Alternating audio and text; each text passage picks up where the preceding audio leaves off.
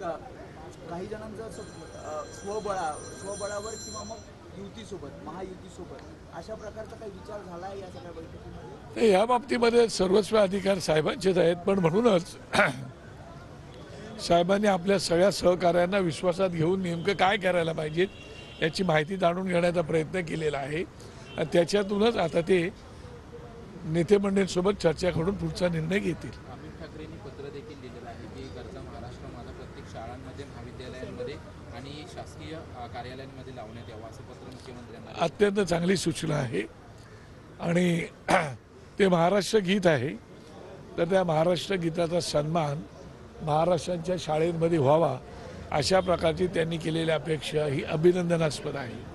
दक्षिण मुंबईमधून चर्चा सुरू असताना आता राहुल नार्वेकरांनी देखील तयारी सुरू केलेली आहे. ते आता ठिकठिकाणी बैठका घेत आहेत. अजून देखील जे काही वॉर्डनिहाय दौरा जो आहे तो दक्षिण मुंबईमधून करणार आहे. चांगली गोष्ट आहे. प्रत्येक पक्षाला आपापल्या उमेदवारांना प्रत्येक ज्या ज्या ठिकाणी वाटतात त्या त्या ठिकाणी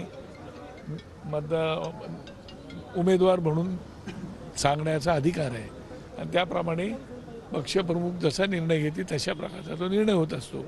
कदाचित त्यांच्या पक्षप्रमुखांनी त्यांना जर सांगितलं असेल तर त्यांच्या आढावा बैठका चालू असू शकतात.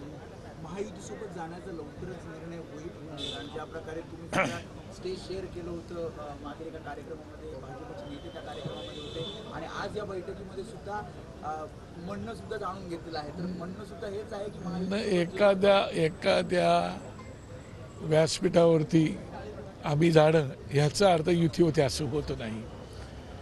कोणीतरी डोळा मारणं, कोणीतरी शिट्टी म्हणजे टाळी देणं याने युत्या होत नाहीत किंवा पेपरमधून बोलणं आणि युत्या होत नाही. प्रत्यक्षात चर्चा विनिमय झाल्यानंतरच त्याच्यावरती निर्णय होत असतो आणि त्याच्यामुळे अजून काही निर्णयप्रत काही आलेले नाहीत.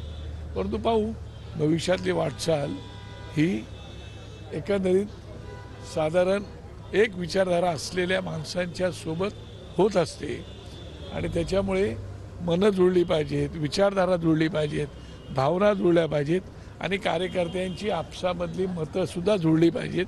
त्याशिवाय पुढची वाटचाल होत नाही. तर याच्यावरती आता विचार विनिमय सगळीकडे चालू आहे. कार्यकर्ते तयार आहेत, आजच्या बैठकीमध्ये पदाधिकारी तयार आहेत. नाही, कार्यकर्ते तयार आहेत म्हणजे आता त्यांना प्रत्येक कार्यकर्त्यांना म्हणजे पदाधिकाऱ्यांना आपापलं मत मांडायला सांगितलेलं आहे. त्यांनी मतही मांडलंय. साहेबांनी त्यांच्याकडून लेखी स्वरूपातही मागितलेलं आहे. फार दिवस राहिलेला नाहीये, नोटिफिकेशन आता काही दिवसात येईल. अजून वातावरण दिसतंय का तुम्हाला निवडणुकीचं? एंटायर महाराष्ट्रामध्ये निवडणुकीचं वातावरण दिसतंय का? पूर्वी निवडणुकीचं वातावरण महिना 2 महिने अगोदर वातावरण दिसायचं. आता तुम्ही म्हणताय नोटिफिकेशन यायला दिवस जवळ आलेत, निवडणूक येणार आहे, तरी वातावरण दिसत नाही. तुम्ही प्रयत्न करताय वातावरण तयार करण्याचा, तरी दिसत नाही. याचा अर्थ अजूनही लोकांमध्ये संभ्रम आहे. नेमकं काय करावं? राजकारणी म्हणजे जे पक्ष आहे त्या पक्षामध्ये पण संभ्रम दिसतोय की आता निवडणुका होणार आहेत, अजून लोकांमध्ये पाहिजे तसे वातावरण झालेले नाही आणि म्हणून या सगळ्या गोष्टी चालू आहे. ठीक आहे.